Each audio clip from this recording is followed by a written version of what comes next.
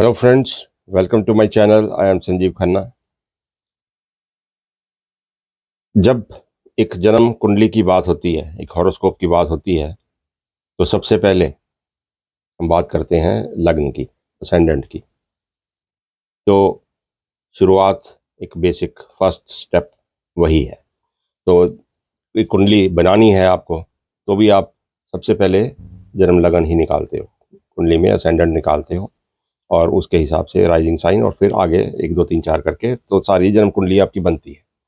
तो एक जन्म लगन is very important, the starting point of आपका हॉरोस्कोप का। अब ये तो स्टार्टिंग पॉइंट हुआ, बट देखो कितना इंपॉर्टेंट है ये, वो एक सही स्टार्टिंग पॉइंट ढूंढना। अब जन्म कुंडली बनाने के लिए आपको चाहिए date of birth, time of birth, place of birth. Correct.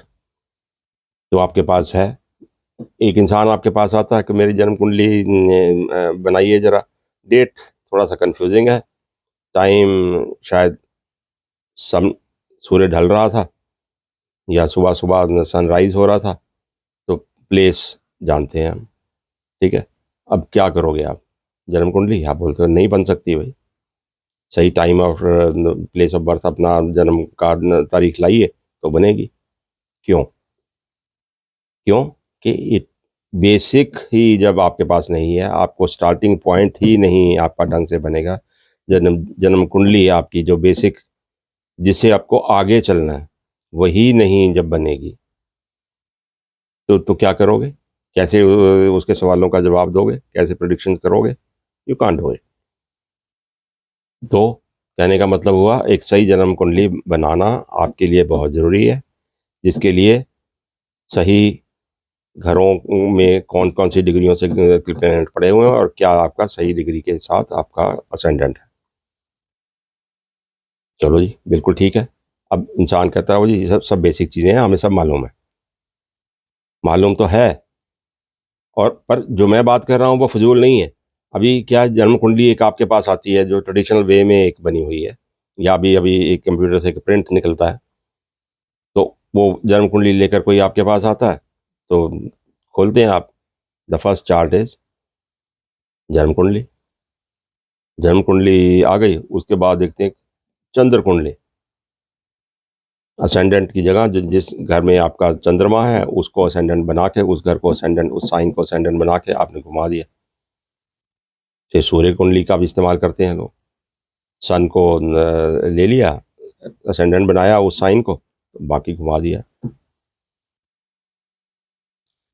अभी देखिए, एक ये ऑप्शंस आपके, ये क्रिएट करता है ऑप्शंस। एक की जगह अब 3 कुंडलियां आप देख रहे हैं। किस लिए ऑप्शन ढूंढते हैं? जब आपका एक जगह ढूंढने से कुछ आपको नहीं मिलता है तो आप ऑप्शन ढूंढते हो। आपने इंटरप्रेट किया, एक जन्म प्रॉपर जो आपकी बेसिक जन्म कुंडली है उसके हिसाब से कुछ इंटरप्रेट किया, और आपका क्लाइंट बोलता है कि नहीं ऐसा तो नहीं है, तो आप बोलते हो कि अच्छा, ये इसको इसको चंद्र कुंडली से देखते हैं। चंद्र कुंडली से देखा कि अब देखो, पहले वो 5वें घर में था, अब ये 7वें घर में आ गया। अब देखो ये बिल्कुल आपको न दे रहा है, तो ये मामला चंद्र कुंडली से देखते हैं। फिर आपको तीसरा कोई और सवाल है तो नहीं, इसको अब घुमा के सूर्य कुंडली से देखते हैं। ये देखो सरकार की नौकरी है ना, तो इसको सूर्य कुंडली से देखते हैं। अभी ये बेसिक कुंडली में आपको ज़्यादा डिटेल में जाओगे तो सब चीज़ें हर हर जगह मिल जाती हैं।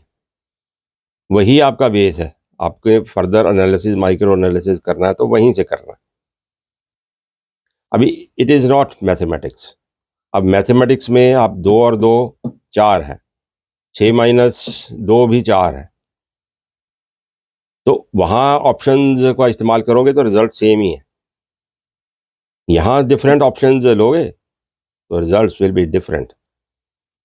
आप एरीज लगन से इंटरप्रेट करोगे, वो आपका सही लगन है, तो आपका लगन लॉर्ड किसी जगह पे प्लेस्ड है, दूसरा कोई लॉर्ड कहीं और चला गया। जैसे ही आप लगन घुमाओगे, do you think that will remain the same? कभी भी नहीं, कभी भी नहीं। तो वो सारा घुमा के तो क्या ढूंढते हो आप? एक गलत चीज़ ज़बरदस्ती अगर किसी भी चीज़ को कहीं भी जोड़ना हो, अभी आपको उसको जस्टिफ़ाई करना है, तो you can do any damn thing. अब इसी तरह से 1, 2, 3, 4 कुंडलियों को घुमा के अगर बताना है, तो किसी किसी काले चोर की आप कुंडली ले आओ, ठीक है? आप बोलो कि ये मेरी कुंडली है, लो जी अभी यहाँ से यहाँ मिल गया, आप ये हैं तो ऐसे हैं, तो अभी नहीं तो चंद्र से मिला देते हैं, नहीं तो सूर्य से मिला देते हैं। अब आप कर रहे हैं, सुनने वाला सुन रहा है, बिकॉज़ आप तो पढ़े लिखे हैं, आप तो विद्वान हैं, आपकी बात तो सुनेगा वो, जो दिखाने आया।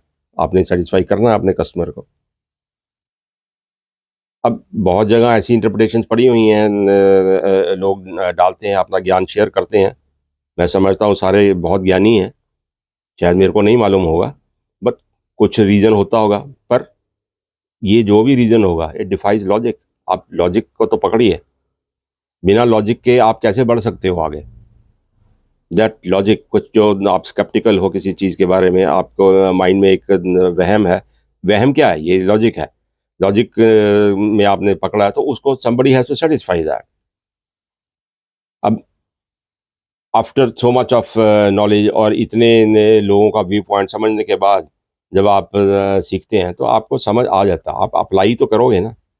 जब किसी ने आपको सैटिस्फाई करके भेज दिया, अगर आप सीखने वाले हैं, तो कहीं तो अप्लाई करोगे ना। अप्लाई करके आपको पता लग जाएगा कि ये ठीक है कि वो ठीक है। अननेसेसरी चीज़ों को कॉम्प्लेक्स एक वे में कैसे प्रोजेक्ट करते हैं, ये सारे काम यही हैं। तो व्हाई डू दैट? एक बेसिक चीज़ को एक्सेप्ट करिए, कन्फ्यूजन्स को इंक्रीज़ नहीं करिए, और जो लर्न कर रहे हैं, उनको भी एक बेसिक चीज़ को पकड़िए, उसी से आगे चलिए। वहाँ से आगे आप चलते हैं, तो एक सिम्प्लिफाइड वे आपके आराम से समझ में आता है। टेढ़ा रास्ता न क्यों लेते हो?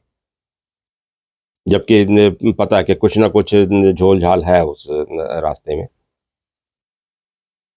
तो कहने का मतलब, जो बेसिक चीज़ करेक्ट है, तो उसी को लेकर चलिए। ये अल्टरनेटिव्स जो हैं, जिस जो सिर्फ़ आपको एक ऑप्शन देते हैं, गलत या सही, बट जो बेसिक चीज़ है, वो आपकी करेक्ट जन्म कुंडली है।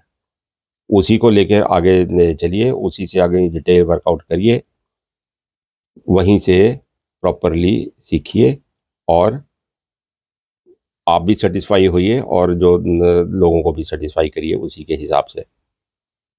तो विस्तार में वहीं से जाओ, पर एंड में कहने का मतलब कि ये लोगों चीज़ों को सिंप्लीफाइड ही रहने दो। ज़्यादा कोई टेढ़ी-मेढ़ी चीज़ें और नेट पे कोई नई चीज़ें डालने से, चाहे ये पुरानी ही चली आ रही हैं, ये नई ना भी हों।